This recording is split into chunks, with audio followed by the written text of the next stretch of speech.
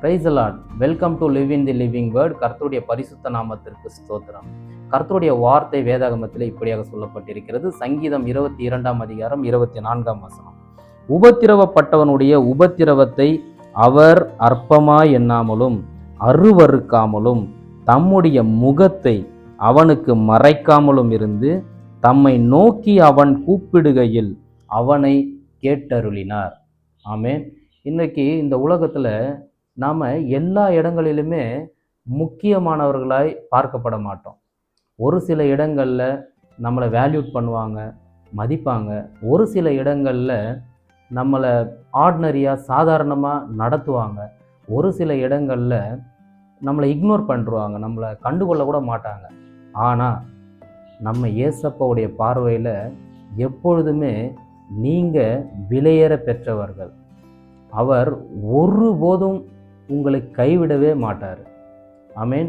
நீங்கள் நினைக்கலாம், ஒரு சில நேரங்களில் நான் சந்தோஷமாக இருக்கும்போது, நான் ஒரு நல்ல நிலையில் இருக்கும்போது என்னை சுற்றி எப்பயுமே நிறைய பேர் இருப்பாங்க, என்னுடைய சந்தோஷத்தை ஷேர் பண்ணிப்பாங்க. நான் ரொம்ப நெருக்கமாக என் நண்பனாக, என்னுடைய ஃப்ரெண்டாக, என்னுடைய சகோதரனாக நினச்ச அவ்வளோ பேர்கிட்டையுமே நான் நல்ல சந்தோஷத்தை ஷேர் பண்ணியிருக்கேன். ஆனால் இன்றைக்கி நான் என்னுடைய நிலைமையில் கொஞ்சம் சரிஞ்சிருக்கேன், கொஞ்சம் பின்வாங்கியிருக்கேன். இல்லை, என்னுடைய மனசில் இருக்கிற பிரச்சனை, என்னுடைய கஷ்டத்தை ஷேர் பண்ணுறதுக்கு இன்றைக்கி ஒருத்தரும் இல்லையே, இல்லை நான் என்னுடைய கஷ்டத்தை ஷேர் பண்ண முடியாத அளவுக்கு ஒரு சில பிரச்சனைகள் இருக்கிறதுன்றதை நீங்கள் உடைஞ்சு போயிருக்கலாம்.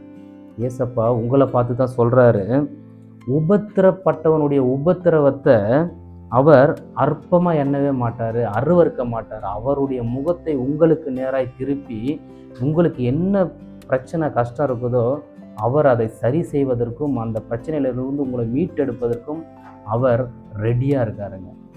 People may ignore your pain, but God never ignore your prayers. Amen. விசுவாசிக்கிறீங்களா? என்னோட கூட சேர்ந்து சொல்லுங்க.